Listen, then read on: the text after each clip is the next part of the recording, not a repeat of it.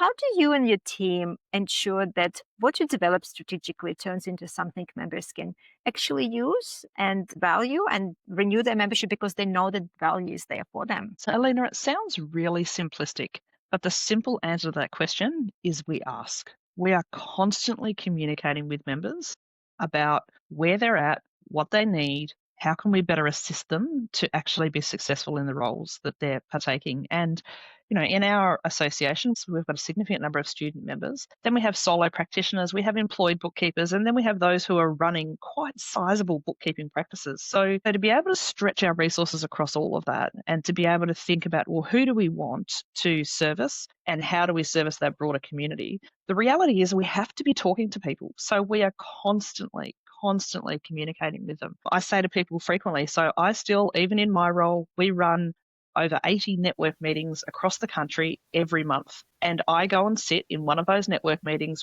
with my members every month. And I have to say, as the CEO, that is my most valuable 2 hours that I invest in the entire month. And the reason being is because I'm listening to what their real world problems are, what solutions they're looking for, the challenges that they have in front of them. So I know it sounds ridiculously simplistic, but I think that when we're talking about building strategy and what services we deliver and membership benefits, as a board and as a leadership team, we have to be constantly communicating with members. Now, that's not just sending out things like surveys. Hey, what would you like us to do? That is actually getting out and talking to people, right? So it's about engaging them in wherever they're at and making sure that we're constantly talking to them.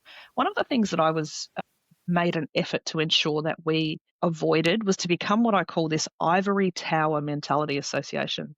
And that is, as a leadership team, as a board, we know what you need, so therefore this is what we're going to produce.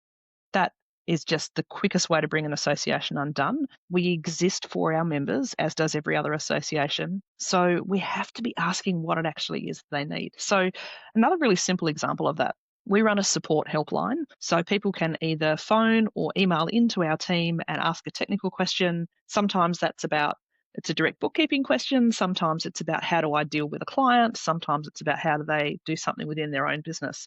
So that particular team, everyone on that team is part-time. They either are now or have been in the very, very, close past been a practitioner doing exactly what our members do. And so that is critical because what it means is when a member contacts that team, they know that they're talking to someone who is walking in their shoes. So that's just one example of a strategic decision that we made sure that we stayed relevant, that we made sure that the members felt connected and that they were talking to someone who actually walked their walk.